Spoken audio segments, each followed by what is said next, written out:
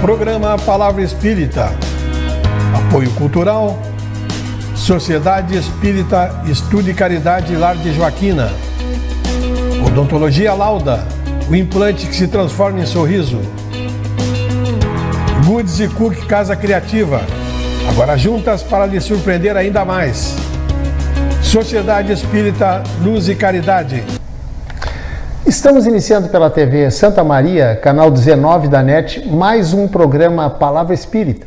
Agradecendo aos nossos apoiadores culturais, Sociedade Espírita Estudo e Caridade Lar de Joaquina, Odontologia Lauda, o implante que se transforma em sorriso, Goods e Cook Casa Criativa, agora juntas para lhe surpreender ainda mais, e Sociedade Espírita Luz e Caridade, situada na rua João Schwetz, número 181, no bairro Rossato, aqui em Santa Maria. Eu estou gravando este programa no dia 17 de abril de 2024. Mas por que eu estou abrindo o meu comentário de hoje com essa informação? Pois é por uma razão muito simples, mas também muito especial e muito importante para nós espíritas. É que amanhã, dia 18 de abril de 2024, comemora-se 167 anos de algo capaz de mudar a nossa visão a respeito das coisas, mudar a nossa visão a respeito de Deus e capaz também de nos proporcionar uma nova visão, uma visão mais sensata, mais racional a respeito da vida e da morte.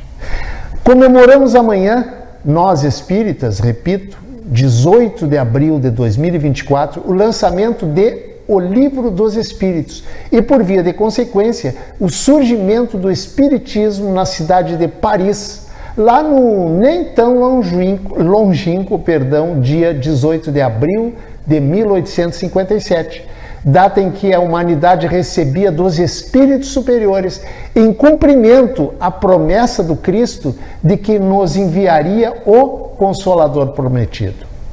E naquela data, 18 de abril de 1857, surgia realmente um maravilhoso presente que, se aceito, é capaz de modificar a vida das pessoas para sempre e para melhor.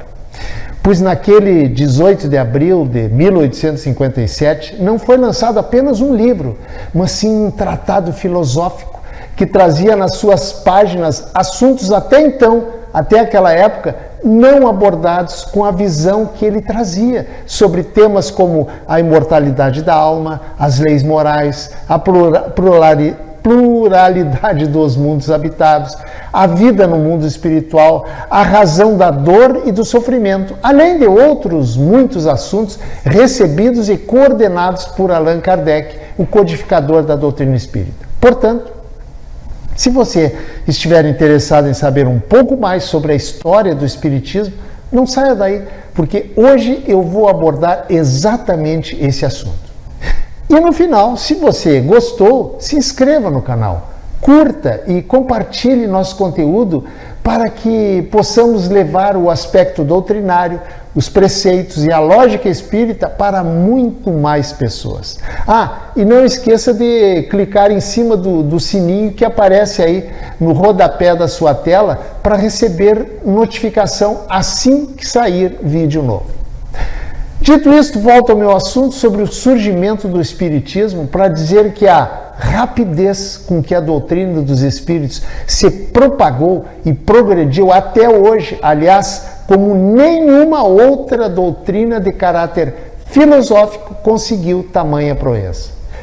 Porém, como toda a ideia nova, ela adquiriu, como não poderia deixar de ser, muitos adversários ferrenhos, cuja ferocidade aumentava de forma diretamente proporcional ao seu crescimento vertiginoso.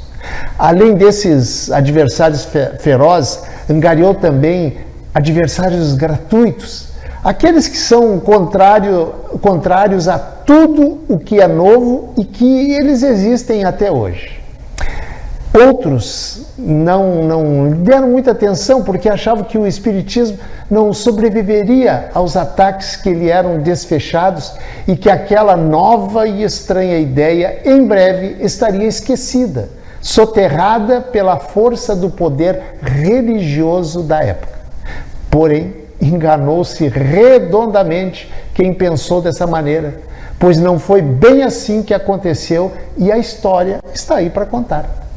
Se, porém, o Espiritismo até aquele momento havia sido alvo predileto dos, digamos, zombeteiros de plantão que riam de tudo, principalmente daquilo que não compreendiam, o mesmo não acontecia com aqueles que não se limitavam apenas ao deboche, não se limitavam apenas à gozação e à ironia, e se olhavam aquelas ideias, aquelas novas ideias, com muita preocupação. A constatação de que o Espiritismo chegava para ficar fez com que os ataques se tornassem muito mais violentos, através de várias artimanhas protagonizadas principalmente pelo poder religioso, muito poderoso na época. Porém, o maior problema, eu diria até o grande problema para os detratores, para evitar a sua divulgação, eram a sua lógica incontestável e irrepreensível, a sua profunda racionalidade e o total respeito à inteligência humana. E isso deixava aquelas pessoas ainda mais coléricas, na medida em que o Espiritismo estimulava, incentivava as pessoas a raciocinarem e passar tudo pelo crivo da razão. Coisa que nenhuma religião até hoje, inclusive até hoje, faz isso com os seus seguidores. E a outra coisa, a sua força estava na filosofia, no apelo que dirigia à razão e ao raciocínio lógico, ao invés de aceitar e acreditar em verdades totalmente ilógicas, em verdades fantasiosas impostas na época, ou seja, aquelas novas ideias estavam baseadas na lógica e na razão. Aliás, o maior problema dos detratores, os críticos do Espiritismo encontraram e encontram até hoje, é se deparar com a sua lógica irrefutável e o respeito à inteligência humana, na medida em que, ao invés de exigir que as pessoas aceitassem os dogmas, que é uma fé sem provas, o Espiritismo estimulava, incentivava e faz isso até hoje, as pessoas a raciocinarem e passarem tudo pelo crivo da razão. Pregava e prega até hoje a necessidade de buscar-se a verdade, mas a verdade é aquela que é incontestável com os ensinamentos do Cristo. Mais revolta ainda causou quando, contrariando tudo o que as religiões diziam, ele afirmou que Jesus não era Deus, que o inferno, aquele inferno de fogo eterno, bem como o céu, não existiam, e sim que ambos, o inferno e o céu, eram um estado de consciência. Trazia também uma outra novidade, a de que havia outros mundos habitados. Afinal, como disse Jesus, na casa de meu Pai existem muitas moradas. E mais, o demônio que ajudava a encher os cofres por conta das indulgências vendidas não existia. E como suprema heresia e blasfêmia, ousava dizer que ao invés do fora da igreja não há salvação, o mais correto e conforme os ensinamentos de Jesus seria dizer fora da caridade não há salvação. O impacto foi tão grande que em 9 de outubro de 1861, portanto, houve a autorizada pelo bispo de Barcelona, chamado Antônio Palau Termes, uma fogueira em que se queimaram 300 livros espíritas em plena praça pública de Barcelona. Acontecimento esse que ficou conhecido como Auto de Fé de Barcelona.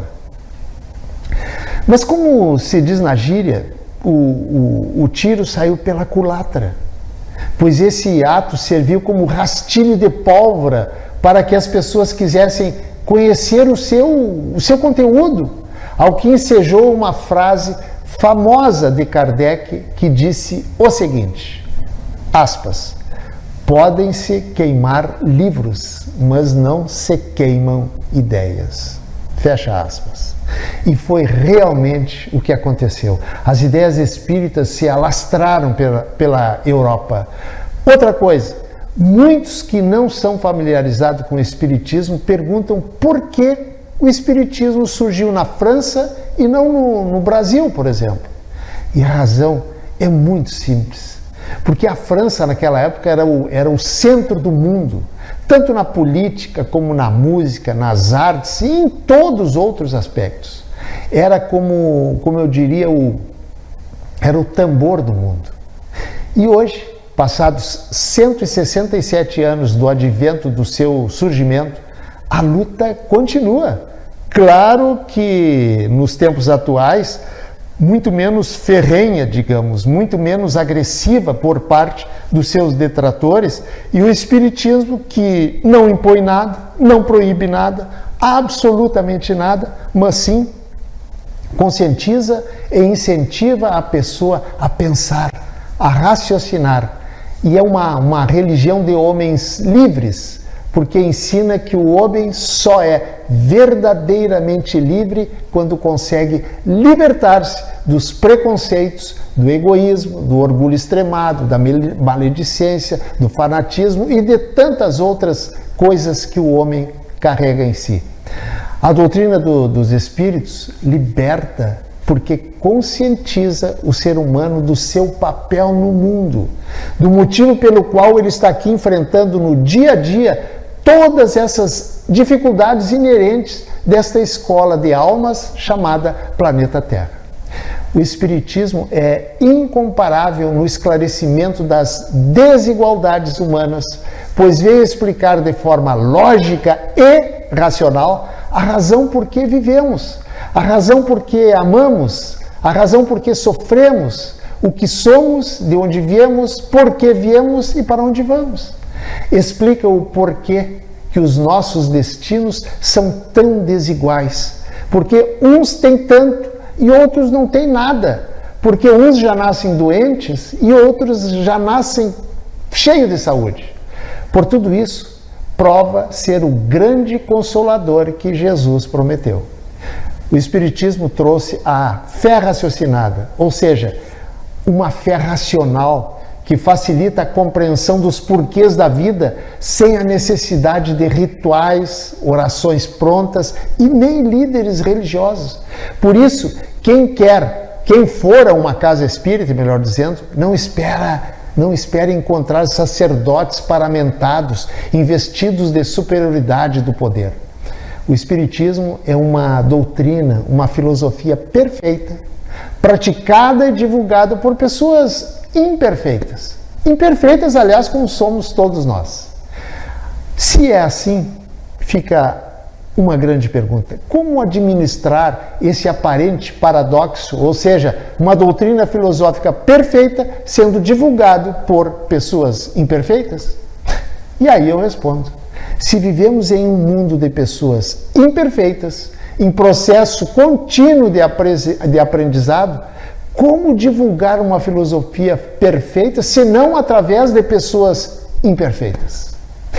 Acrescente-se a isso que um dos seus ensinamentos básicos do Espiritismo é a constante mudança do aprimoramento interior do ser imperfeito, ou seja, a busca permanente da reforma íntima, da busca do crescimento do espírito, razão principal pela qual nós estamos aqui matriculados nesta escola de almas chamado Planeta Terra.